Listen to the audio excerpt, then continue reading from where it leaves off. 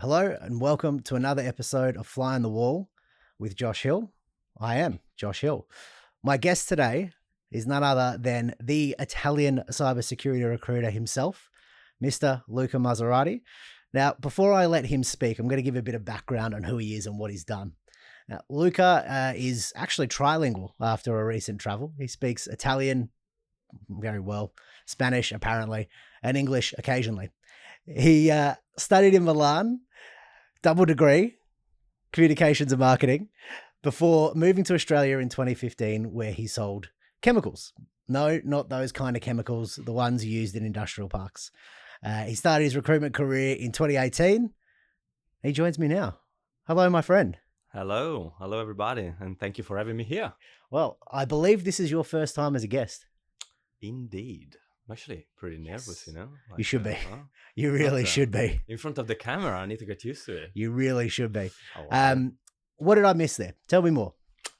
Well, actually, I don't have a double degree because I dropped out of my master 3 exams before completing the master. So actually I have a degree and a half, maybe 3/4, something like that.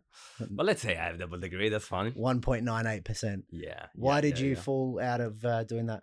Mathematics. I didn't like it. That's why I'm in people business, right? Let's say I do that. I'm talk to people. I wouldn't know anything about that one. That's just dog shit. Let's go back. Let's start at the beginning. Young Luca running around Italy. Tell us a bit more about yourself, where you're from, all that sort of stuff. Yeah, young Luca. Well, running around is pretty appropriate because I was very active, and that didn't change probably. I was in love, and I still am, with basketball.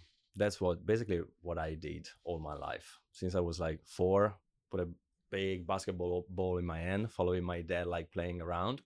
Not a very high level, but I just fell in love. My brother played basketball, I played basketball, so I fell into it. And from there, we made a move to Varese. It's a basketball town in the north of Milan.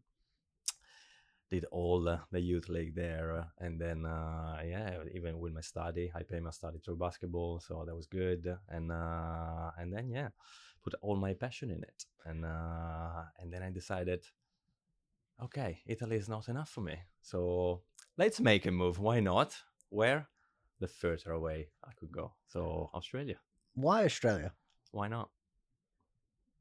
Well, I'm sure there's many reasons. As a man who didn't speak the language and everything like that. Everybody say, you come from Italy. Why did you leave Italy? And I always say, Italy is the best country in the world, but... To retire in. Yeah. To grow up and to retire. Although that part in the middle, that's probably not the best place to do business, grow, learn, and everything. It's very much a shame. I'm a big fan of my country, but unfortunately, if you want opportunities, probably Italy is not the best while you're there. So you arrived to our sunny shores 2015. Yep. What? Jeez. I know. Oh, wow. Yeah, I was shocked when I read that on my briefing as well. It turns Show out my you've been age. here a lot longer. Pretty good for a bloke who's only 25. Now, what was the process? You arrive here, your English is passable at best. At best, I'm being generous. What's it look like for you when you walk in the door here? Like, what was a culture shock? What happened? Well, yes, a culture shock, yes, because as you know, Italy, we eat late during the night. We go out, eat first, then you have a drink. You arrive here in Australia, you drink first, and then you eat, if you eat. No comment.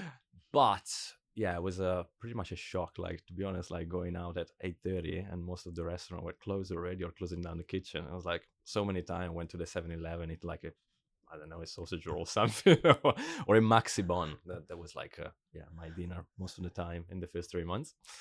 And I came here with my best friend. And we tried to open up a business that wasn't my thing, really. But we tried. And didn't go really well. But it is what it is. You try. And then, of course, visa situation and everything. Talking about the language, that's a funny story about that. Because you can ask my wife about that. Because, 4 months after I arrived, I met Alana. And strong Kiwi accent, met on Tinder, one of the first Tinder dates that I'd done. And we go just down here in the city at Three Wise Monkeys.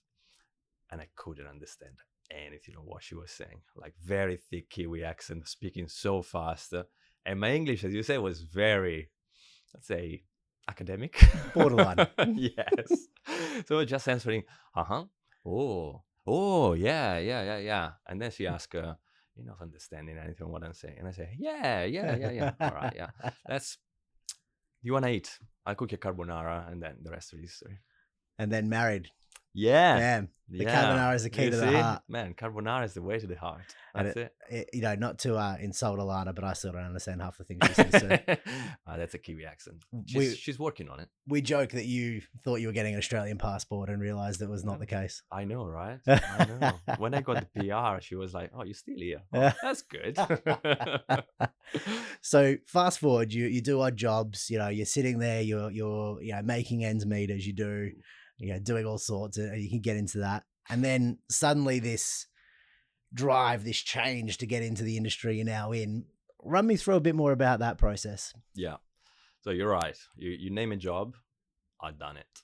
Like from pizza delivery to bricklaying to gardening, right? And you love joking about the gardening one.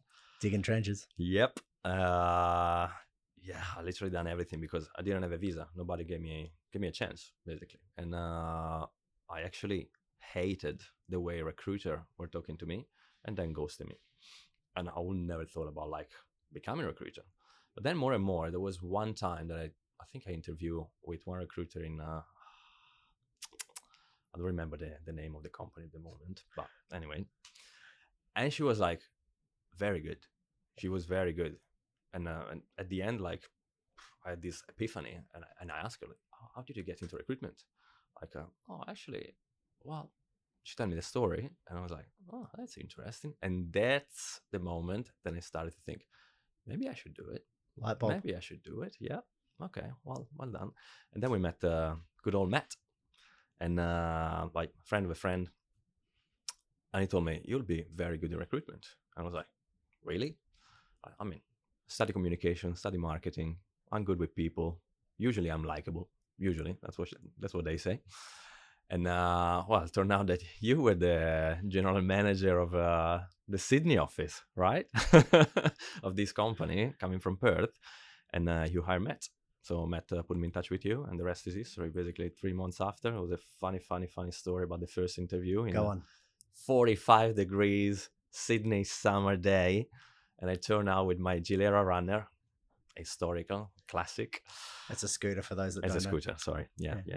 And I wore the only suit that I brought from Italy because I was like basically backpacking back then. And it was like a shiny, dark black suit. It was like, didn't let any part of your body breathe. Almost. It was grey.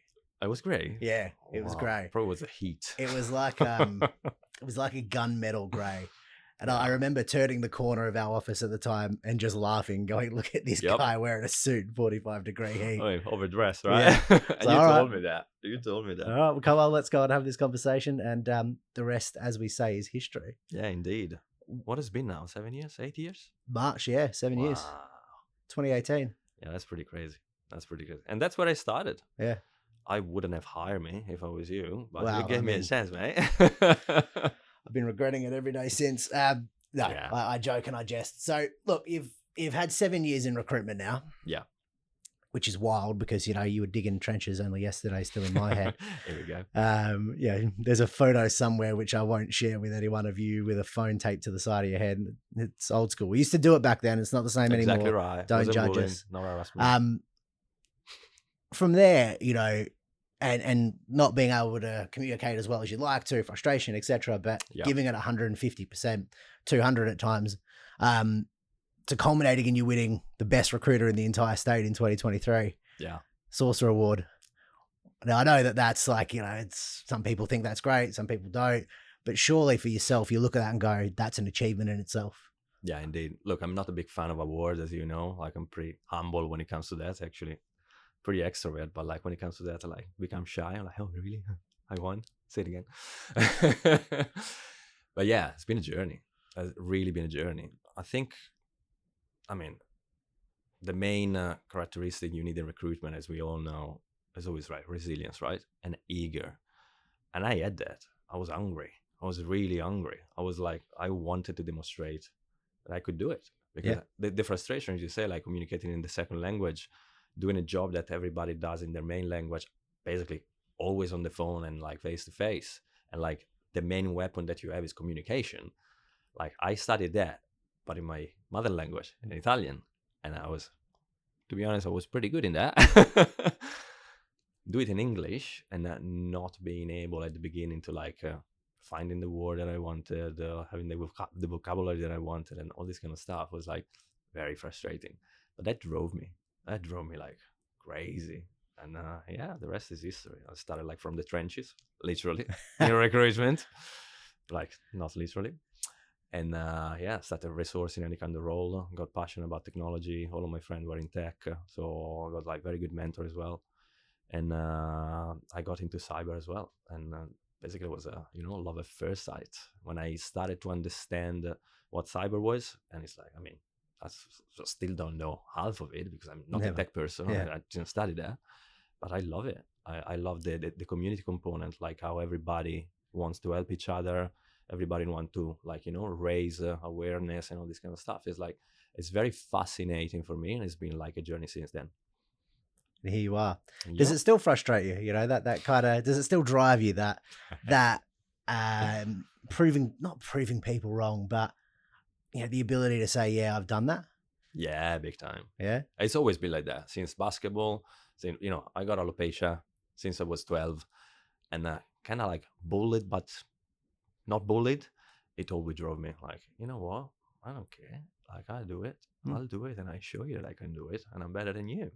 And that's what drove me. Probably one of your secret weapons is the fact that you are A, likable, B, very memorable. I mean, look at this. Come on. Presented without comment. Let's talk about traveling. Let's talk about the last 8 months. So it rolls around June 1, 24? It was, yeah. I left on May 30th. Yeah. Close enough. Give me a day's grace on time zone. Thank you. All right. Talk to me a bit about the decision to essentially get up and go from 5 years of extreme success, and then going, all right, I'm gonna go travel the world and become the recruiter on the road, which we'll touch on again in a minute. But what was that journey of kind of going, all right, I want to go do this, to then, holy shit, I'm doing this? It took a while. It took probably like more than 1 year because I'd done it before and I left everything, but I was 25. Doing it at 37 and then 36, it's a completely different story when you have a career, when you have like a good job, good money, you have a life here. And I got married like the year before, and Alana and I were like looking at each other like, what do we do? Like, should we settle down? Should we trying to find a house, get a mortgage like everybody does? I mean, in our 30s, probably time, we got everything that we need to do it properly. And then we're like, nah, let's spend all our money and go traveling the world. Like, we do it now or we're never going to do it again. And that's what we did. We planned it accordingly. To be honest, I was quite burned out about the industry, about the situation and everything. It was time. I wanted to do something different. I wanted to experience this because, as I say, nobody gives you back the time. That's probably the best lesson that I learned. Traveling even more. He told me that. And that's it. We took the plane, put all our life in storage and all our life in a backpack. It was quite heavy, to be honest. I'll tell you that later. First world problems. Yeah, I know. Yeah, definitely. If you ever travel, stay light, pack light. Lighter is better. Trust me. Tips from the recruiter on the road. Yep. So you get to this moment, you've meticulously planned this out. You've kind of come to that realization, for want of a better word, of like, yeah, it's time. Tell us about it. Yeah. Tell us about the journey and where you went and, the highlight reel. Yeah. Give us the Instagram of your trip.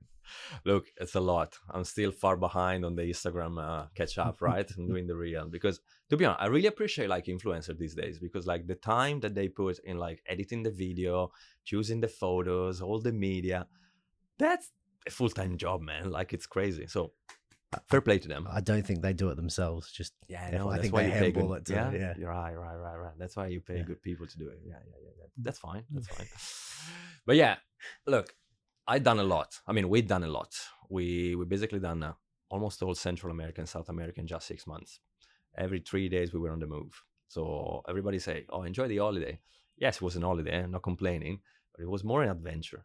Like for us, it was more an adventure. The holiday, you go lay down on the beach, have a pina colada, have a margarita, whatever. We done them, but not too much. There's no time. There's no time. Like when you see that much, you want to see more and more and more. It's like addictive. It's a bug. And it never stop. Highlights. Look, we went to the Galapagos Island. We love diving, and that was insane. We done like the liveaboard there, so it was pretty expensive. But like, if you like dive, if you're into diving, worth it. 8 days full dive, like surrounded by hemorrhage shark, hundreds of them, and you're down there like within 3 currents. It's very difficult to dive there, but like when you're down there, it's like magical. You're like David Attenborough in a David Attenborough documentary, and you're down there like, watching in 4K. Yeah. Like a baby, you want to cry in the snorkel, but that's not ideal. So like, oh my god, what do I do?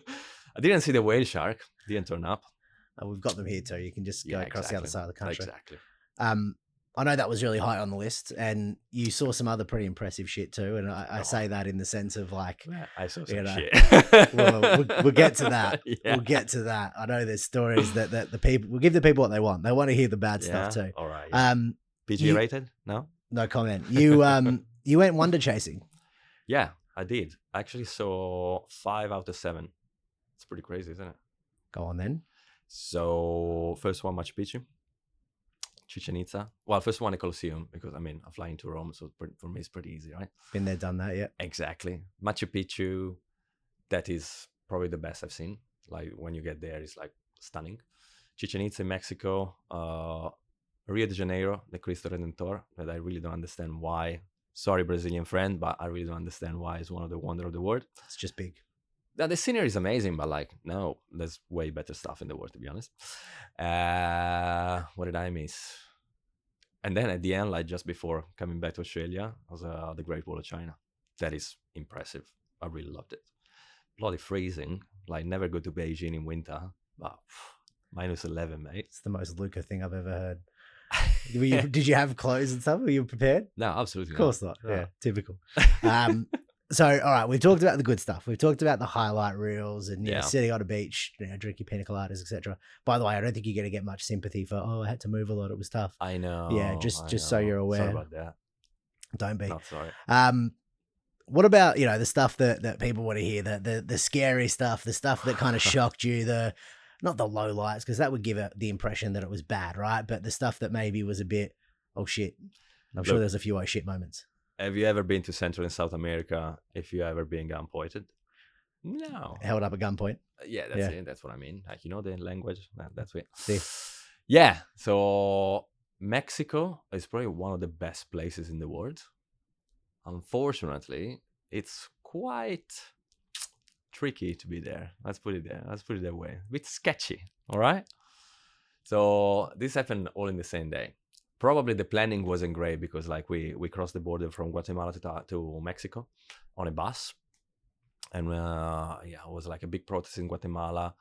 So we were late. We missed the coincidence with the other bus, night bus in Mexico. So we had to stay in a border town that is not really great. And there's no tourists there. It's Tapachula. We stayed there. So we had to sleep there. Just finding the hotel was just like, we had to put like the bed on the wall. On the door to lock the door because like it was very scary. It was disgusting, like being in a prison cell. But that's a story, right? But then the morning after, we take a collectivo. There's like a minibus. How they move there, and the waitress at the morning and then having breakfast ask, "What are you guys doing here?" We're asking the same question, to be honest, just to make you understand. Anyway, we got stopped by the cartel. So ransom by the cartel, pay for protection. Luckily, you have always some, cartel or police money when you go in these kind of places. So we pay them, me and Alana and another girl from Guatemala. Night, we take a bus to go into Oaxaca and Puerto Escondido. It's like 11-hour bus in the night. During 11 hour, we got stopped for bracket migration check 13 times. At the third time, a police officer, pretty sketchy, comes up and like, look at me, like, where are you from? Italy. Italia, okay. Vieni conmigo. Like, fuck. All right. Luckily, Alana and I were separated, and she was like, "Oh, should I give you my passport?" I'm like, shut up. I don't know you. I don't know you. She already know that it's sketchy. Yeah, like I don't know her. Like whatever. No, it take only me. And for her was very scary because she couldn't see anything, and she was in the bus. For me, it was scary, but it was almost tragicomical because I tell you what. Like it took me down. It was night. Like open the big booth of the bus, a big bus, like big, first classes, like that's how you. This is just on the side of a road, or yeah, like in a highway, or yeah, exactly right. That's normal. That's normal, really normal. It's not, but continue. I know. Well, in those places now I know, and what do you say? Like, you sit down, look at me, like, siéntate. Okay, like, migration police. If you don't want any problem, give me everything you got. I laugh. Like I'm not playing around. Like I laugh. I was like, mate, I just got robbed by the cartel and he asked me for protection. Like, what the fuck is protection? My protection? Like if I'm not protected by the police, like, all right, I don't have anything. And I was like, really? Pull out the gun. I'm like, if you don't want any problem, give me everything you got. I'm like, sure. Let me check. And even then, like stupidity, I'm like, oh, can I give you like just 200, not 300? Like if one of your mates, we are not even halfway. If one of your mates ransom me again, like, I don't have anything.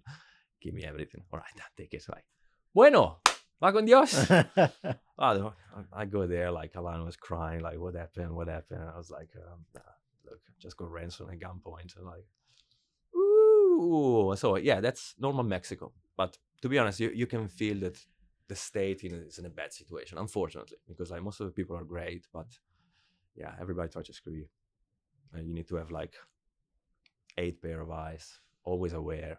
It's a lesson. It's definitely like it's a story to tell now. Yeah, but at the moment, yeah, it's pretty scary. So just so everyone's aware, let's really reinforce this point. What is the lesson that you learned getting hijacked twice in the space of a couple of hours on a dodgy back road in Mexico? Yeah, if you want to pass the border from Guatemala to Mexico, fly. That's the first one. And second, always have police money. You won't need it if you do the first one. Yeah, right? No, you always need it. You never know, man. They stole my sunglasses from my backpack in the airport. And I found it out like 3 days later. Just like when they went through my backpack in the airport and I stole my sunnies. Wild. Yeah, very wild. So that's at the end of 8 months, or 7 months, because I know you spent a little bit of time in Italy with family and everything. Now you're back in Sydney. How do you feel post second week back now, having returned from that odyssey? What's the overarching feeling? Does it feel like you're still on holiday? No. To be honest, like I didn't feel on holiday, as I said before. It was definitely an adventure. I was always focused on what's next. As I say, I'm not 20 anymore, so career-wise, that's why I started to film Recruiter on the road, because first of all, I missed it, and I didn't want to lose the connection with my network that I took like so long to build, and like you're only as good as your network is, so that's the main thing. So I decided to do something different, and apparently it went well. I got like very good traction out of it, and it was pretty decent. I don't feel on holiday. No, absolutely not. Life admin is like boom, straight in, and I'm keen, man. I'm super keen. Like I'm so excited to start something new that we go into it now. In typical Luca fashion, you were late today, which is unsurprising, but sure. That's life admin, as you say, getting in your way. I've been in South America, mate. That's for me, it's long time. It's Italian time, right? Yeah. Talk to me a bit more about Recruiter on the Road. Yeah, you had these ideas of filming in these amazing places, Machu Picchu and everywhere else. They were great videos from what we could like hear of them and stuff. What, were you bored? What was the kind of thought process of getting that up and running? Well, bored slightly because to be honest, yes. Like not bored because I was doing amazing stuff, but like I need something that like keep my mind busy in my business. And that's what I love. Like I love recruitment. I love my job. And at the beginning, I was like, all right, let's switch off because I need to like rethink and like reassess what I want to do. And then I literally like, I need to do something. And I try to find the best compromise because there was all right, let's film where I'm going. There are beautiful places. Let's talk about some topic that could interest everybody in my network and add some value, because like otherwise you become one of those influencers that doesn't add any value. It's just boring and that's the bullshit and da, da, da. I really don't want to do that. So let's try, like 2 minutes video, speak about the topic that could be interesting. And if you don't like the topic, at least you like the background. So it's a win-win situation. I reckon they're the best videos I've seen in recent times. But to be honest with you, no one had the backgrounds you had. So you see, maybe there's a green screen. We can sort that out and get the last wonders on for you as well. And your goal at that point was just to kind of slowly, surely start to reconnect with things. 100%. Let's talk about the future. Let's talk about the future. Well, we are embarking on a business journey here. Like we decided a while ago, to be honest. Like the idea was embryo stage, and then like when I was away, it came to fruition, and like yeah, let's do it. I'm ready. You're ready. So you and I go into business together, and so we created North Star Partners. And why? Let's talk about the why. We want to change the way recruitment is done. We want to like be different. We want to go kind of like different to everybody else. We want to use technology to focus on what we do best. That is people. That is like face to face. That is adding value from a people perspective. And that's what we're going to do. And I'm super excited for that. Recruitment on the Road was a catalyst, of course, to get back into it and showcase that we are real people. We're real, we're genuine, we're authentic. That's what we are. And we're not going to bullshit you. And what we're doing, we want to create a different thing. We want to create, first of all, a community, like-minded people that could be like executive, technology leaders that, can be in this community and feel part of it and share ideas, like grow with each other. And that's what we want to do. And like recruitment is a byproduct of it. If you want to build a team and everything, that's what we're there for. But at the end of the day, like the strategic component, the people component, the community component, that's what we create to surround that. It's like you've been pitching that for a while. Yeah, I've been trying. To be honest, like that's why I do it. Yeah, that's why we done it. That has been the journey, and it's kind of like a natural progression. And I'm super glad to like doing together. I couldn't do it solo. I've been proposed like many things. That was quite overwhelming. That was very good. Like while I was away as well, I had a very good conversation. But I know what I'm gonna do, and here we are. And by the time this comes out, the launch will be public and official. Everything will be out in the open, and it feels like it's been, to a degree, almost 7 years in the making, which is ironic given the earlier comments. But realistically, this has been in the back of the mind in a couple of different forms or what have you for 2 years plus. And I think what people are really relating to in the discussion thus far is this is humanity. This is people. Recruitment is an industry that's focused on the human being. And unfortunately, there's a lot of people out there, or fortunately, depending on your particular taste on things, who are trying to automate and use technology to actually reduce the amount of conversations people have. We're kind of bucking that trend. The goal here is to build a company that is specifically focused on people interacting with other people. In a world that's increasingly connected, people are lonely. People are disconnected. Absolutely. This is going to help try to fix that. So look, it's early doors. We're executive search firm focused on data and AI. And of course, the best cybersecurity recruiter in the country, in my heavily biased opinion. Sorry to everyone else. What's the most exciting part of that now that the cat is out of the bag? Yeah. Well, you remember, it was after my wedding in the Amalfi Coast. And we're like drinking a limoncello spritz and looking at each other, smoking a cigar, celebrating, of course, like a big step of my life at that point. And we're looking at each other like, I think we should do it. We're doing it already. Like, we should. And then, yeah, you might be right. And then, yeah, like a year later, probably, well, like we decided to do it. The most exciting part is literally building this. As you know, like it's my first time, like being a business owner is fantastic.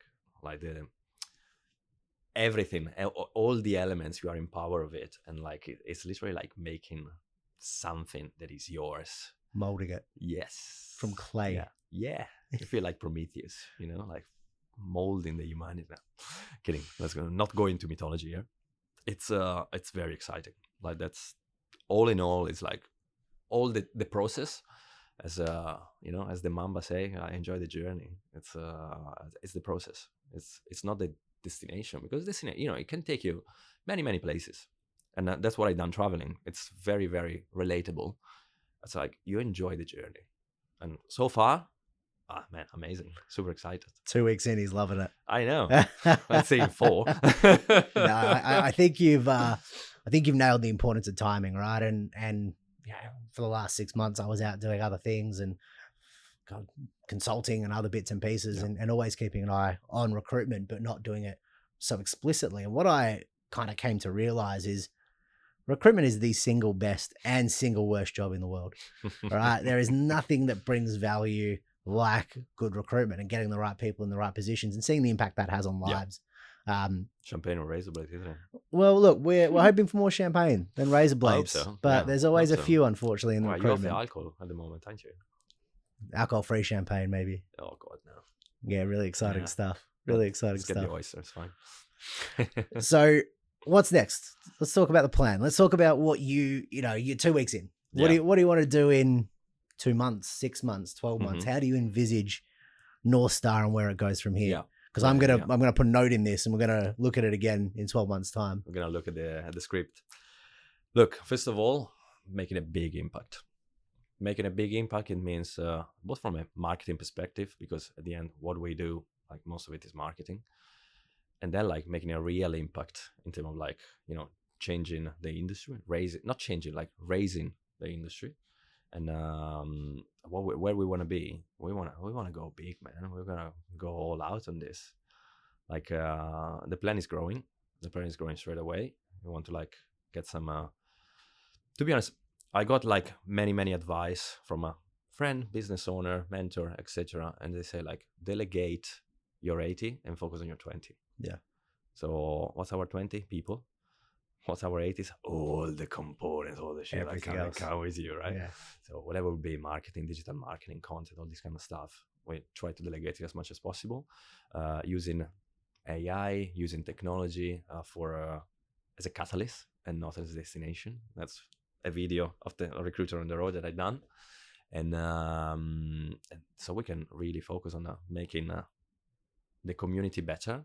Of course, we need to pay the bill, so hopefully making money. No, without hopefully, we're gonna make money. Yeah, we need to make some money. Yes.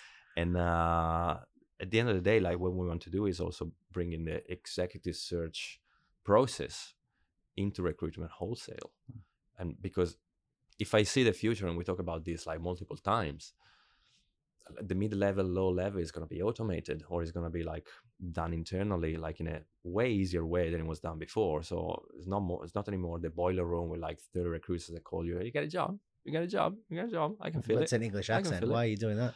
No. Stereotypical. No, sorry.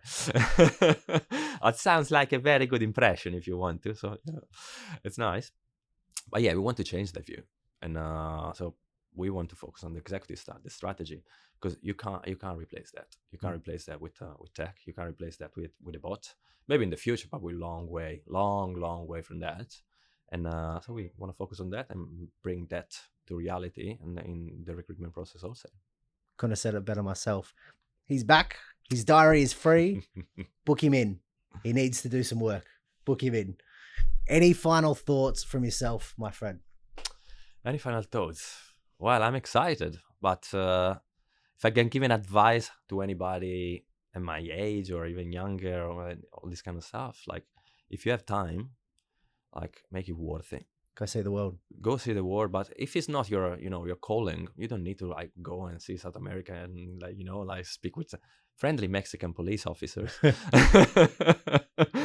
just do what you like and take time for it. Even like if it's family only, I spend like the best time with my family, and I couldn't be more grateful for it. Like that time will never come back. So enjoy it. You got one life, live it. 100%. Thank you, sir. Pleasure. Thank you.